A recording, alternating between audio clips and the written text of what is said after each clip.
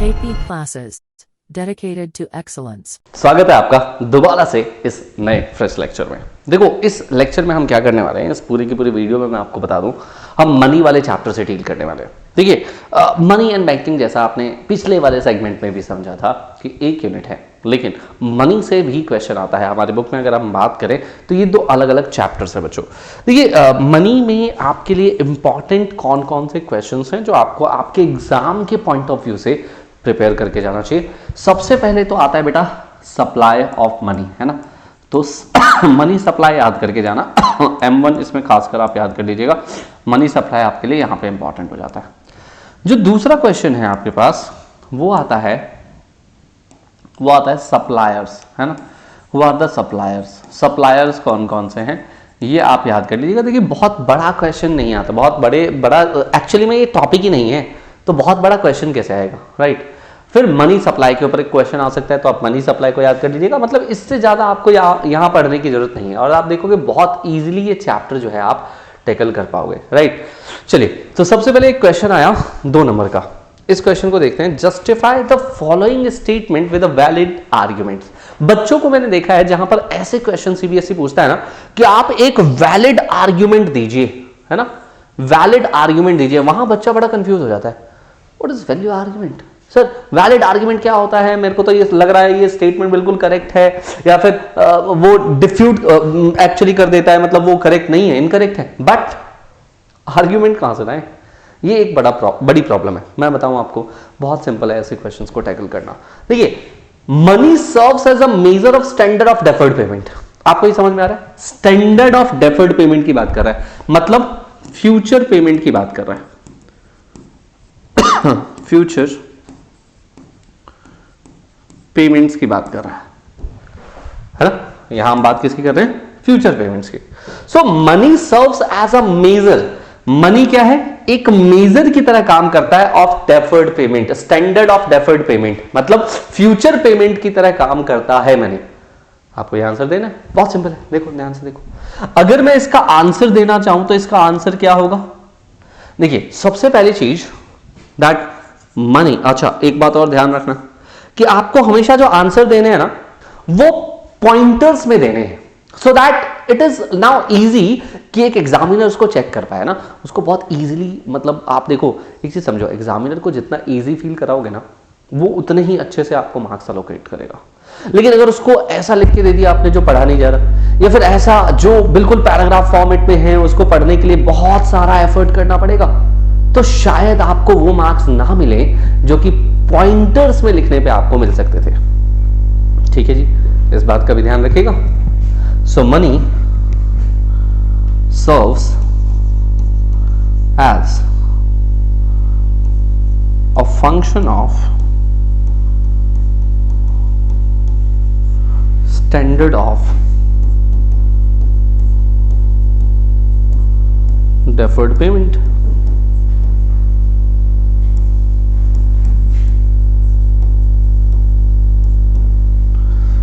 As it helps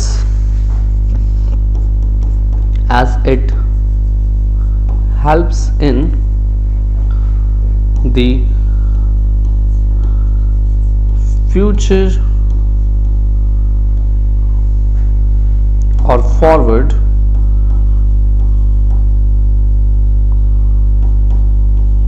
contracts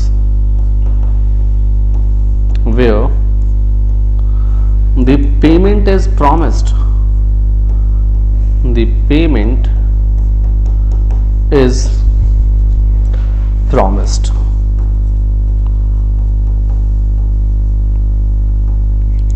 Generally, money is more reliable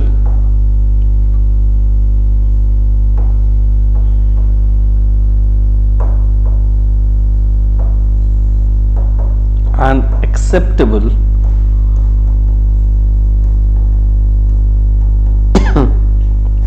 thing which can be accepted as deferred payment. तीसरा point, earlier in barter system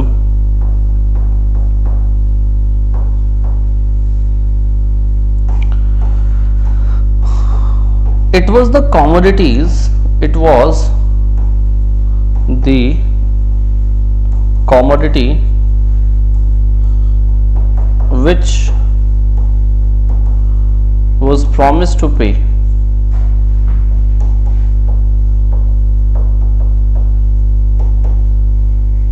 in future,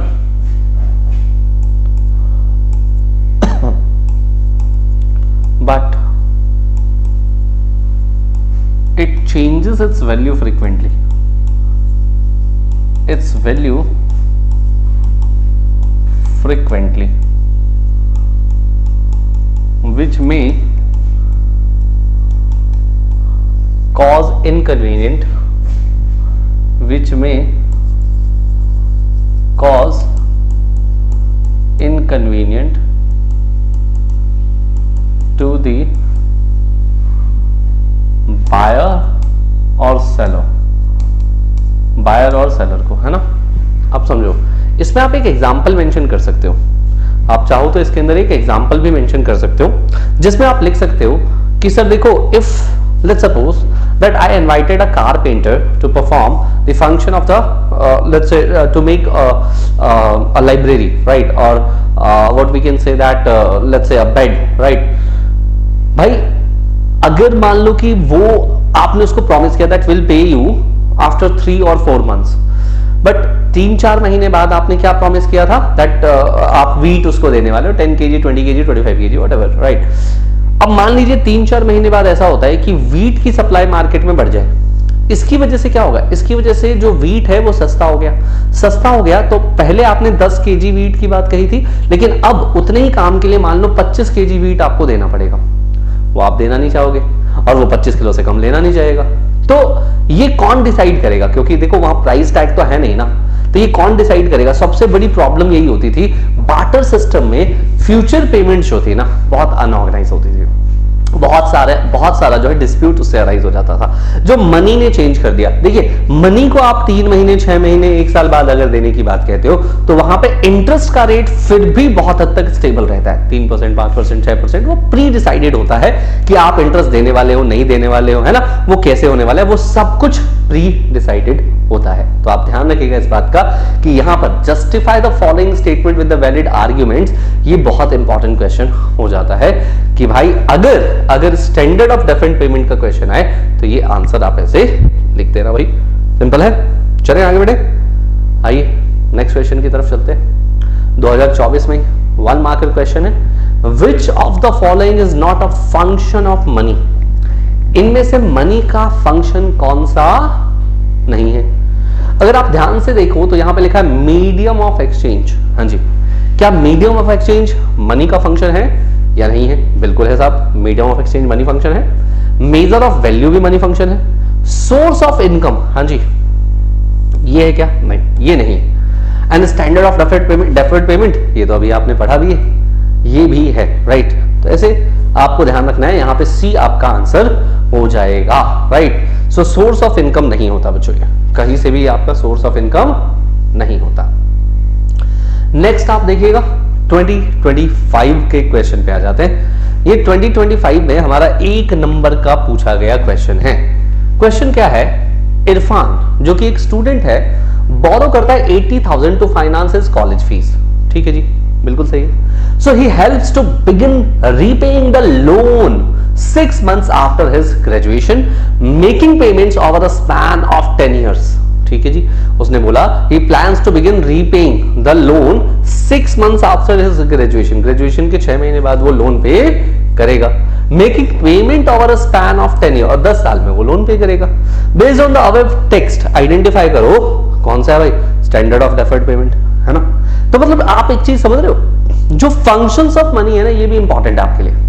functions of money से भी question आ रहा है, और देखो ये 1 mark का case study based question आ गया।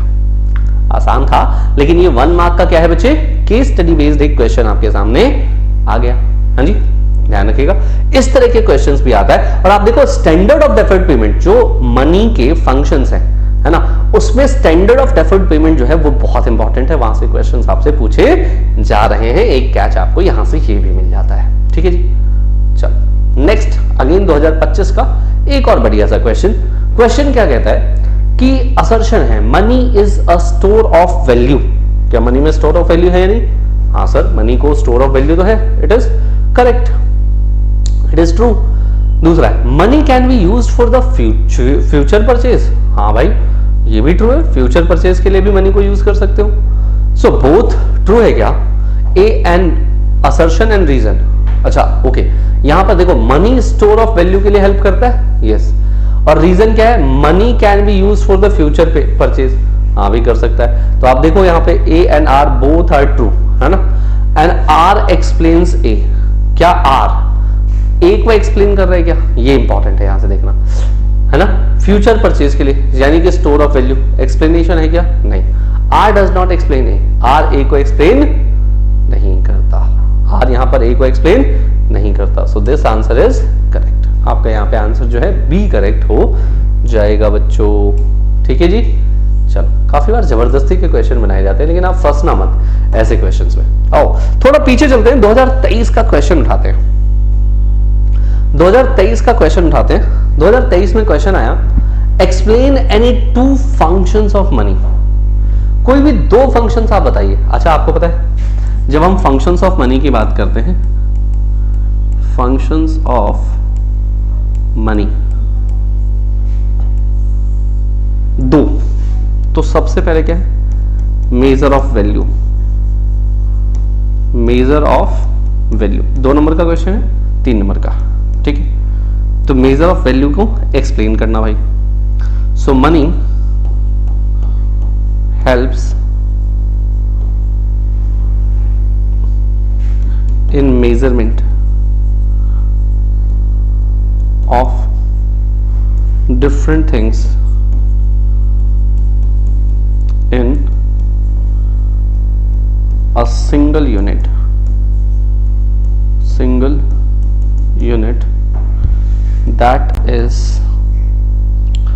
that is money. It makes comparison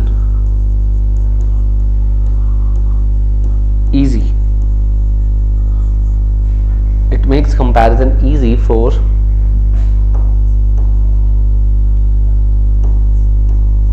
the people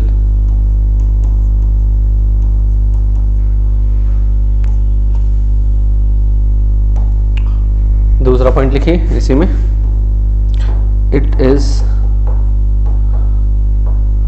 it helps in accounting, or it is base of accounting,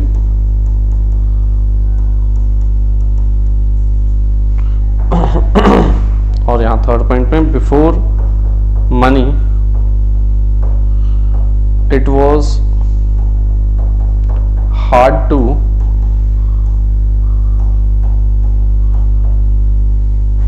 measure the value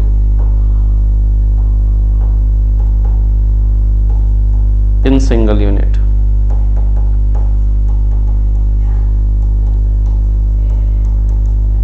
अब एग्जाम्पल लिख सकते हैं आप यहाँ पे, like that the milk can be measured in terms of rice, wheat, oil, etc. right? But there is no common measure for everything, right? जैसे आज मैं कहता हूं कि ये 500 रुपए का है, right? तो ये क्या है? कॉमन मेजर है, आप किसी के साथ भी कंपेयर कर सकते हो, क्योंकि सबकी चीज, सबका प्राइस डिसाइडेड, मतलब सबका प्राइस एक तरह से फिक्स कर दिया गया है ना।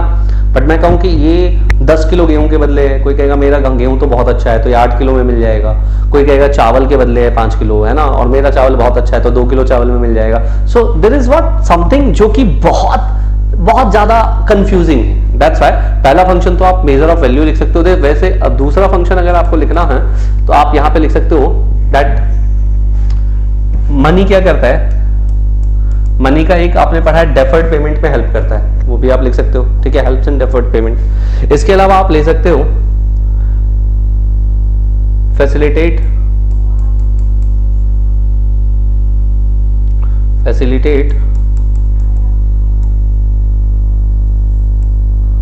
और हेल्प्स इन दी ट्रांजेक्शंस, है ना, जो ट्रांजेक्शंस होते हैं, एक्सचेंजिंग ट्रांजेक्शन होता है, तो ये क्या करता है, ये बेसिकली मेजर को वैल्यू करता है, लेकिन साथ के साथ क्या करता है, एक्सचेंज में भी हेल्प करता है। एक्सचेंज का मतलब क्या होता है, दैट कुछ चीज लिया कुछ चीज दिया, है ना, ट्रांजेक्शंस में भी आपको ये क्या करने वाला है, हेल्प करने वाला है, राइट। डेफर्ड पेमेंट आप लिख सकते हो, helps in deferred payment, helps in future और डेफर्ड पेमेंट।